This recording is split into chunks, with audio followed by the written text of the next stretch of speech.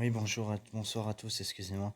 Ces vidéos critiques, encore une fois, je suis vraiment désolé de rabâcher ça plusieurs fois déjà et ça me fait rigoler parce que quand je vois par exemple plein en fait de vidéos en ce moment par rapport aux droits d'auteur, comme je vous l'ai déjà en fait formulé, ça me fait rire parce que je me demande en fait comment est-ce que les gens, au jour de maintenant, arrivent par exemple à avoir les ressources nécessaires pour pouvoir déjà postuler certaines choses sur YouTube. Ce que je comprends pas, c'est pourquoi est-ce qu'ils se font pas striker. J'arrive pas en fait à comprendre. Il y a énormément en fait de vidéos que je vois qui défilent par jour. Du coup, en fait, je sais qu'il y a des petits youtubeurs qui postulent des trucs qui leur appartiennent pas, alors que normalement, pour pouvoir payer les droits d'auteur, je crois que vous allez être d'accord avec moi, mais c'est ce que j'ai remarqué, c'est ce que j'ai remarqué plusieurs fois, et c'est ce que j'ai remarqué un million de fois, et c'est ça justement en fait qui me travaille et qui me fatigue.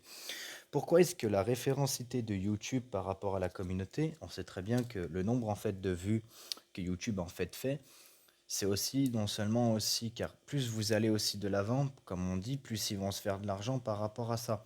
Moi, ce que j'arrive pas à comprendre, c'est pourquoi est-ce qu'en ce moment même, et en ce moment même, qu'ils sont en train de faire tout ça et tout, pourquoi est-ce qu'on les laisse encore faire ça?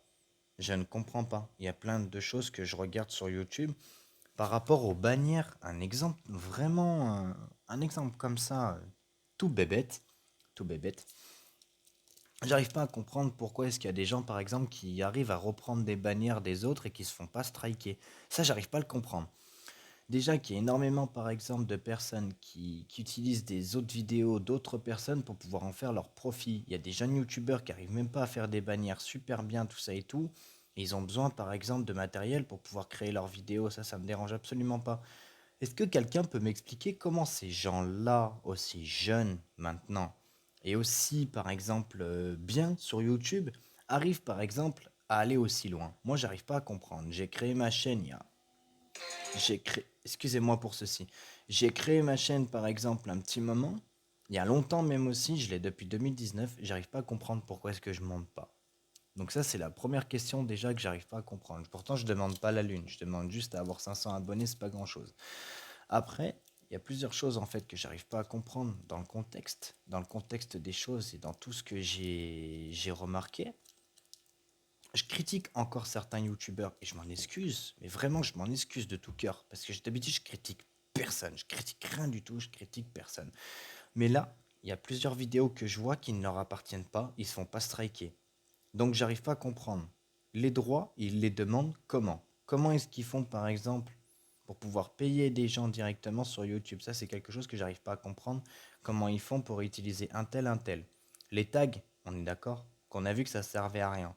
Les hashtags, ok d'accord. Ça sert par contre pour pouvoir te faire repérer. Ça c'est pas un problème. Moi, c'est ce que je fais, je mets des hashtags aussi. Donc, du coup, ça me dérange pas. Par contre, il y a plein de choses que je m'interroge par rapport à tout ça. Et il va vraiment falloir qu'on soit clair.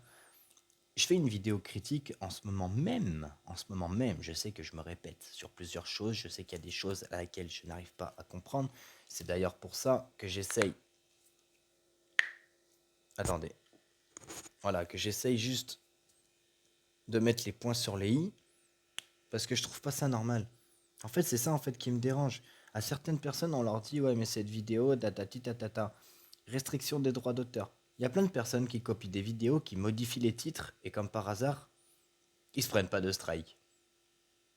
Et moi, comme par hasard, sur ma chaîne, je sais pas ce qui s'est passé, je me suis pris un strike, je l'avoue, un strike pour de la merde. Pour de la merde. Donc j'arrive pas à comprendre pourquoi est-ce que moi je me fais striker une fois, alors qu'il y a plein de personnes, ça m'énerve. Il y a plein, je m'excuse, mais ça m'énerve. Il y a plein de personnes, par exemple, qui utilisent des vidéos avec des modèles, avec des trucs de droits d'auteur. Ils se font pas signaler, je le répète encore une fois. Et ça me fout les poules. J'arrive pas en fait à comprendre pourquoi. Donc si quelqu'un arriverait à m'expliquer ceci, je vais vous le dire, je vais faire plein de vidéos critiques et je vais pas m'arrêter là. Mais là, en ce moment, en fait, ça commence sérieusement à me gaver. Ça commence sérieusement à me gaver. Et j'en peux plus. Moi, je peux plus faire mes vidéos librement sans qu'on me dise, sans que je demande l'autorisation, je veux dire, à la personne. Et ça me fatigue. Franchement, ça me fatigue parce que je perds de l'énergie et du temps pour rien.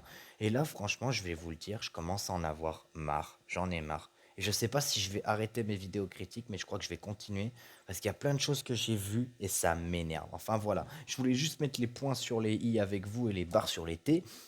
Mais en ce moment là, je commence de plus en plus en fait à en avoir ras-le-bol par rapport à cette loi complètement débile et grotesque. Voilà. Je vous souhaite une très très bonne soirée. Je vous laisse méditer là-dessus. N'hésite surtout pas à t'abonner, à lâcher un commentaire et un petit pouce bleu si au cas où pour encourager la chaîne. Et n'hésite surtout pas à suivre mes vidéos. Et je te dis à bientôt. Si au cas où ma vidéo t'a plu, tu sais ce qu'il te reste à faire. Voilà. Bonne soirée. À bientôt. Il y aura d'autres vidéos critiques, ne vous inquiétez pas. J'ai pas fini avec cette histoire et j'en finirai pas tout de suite. Voilà.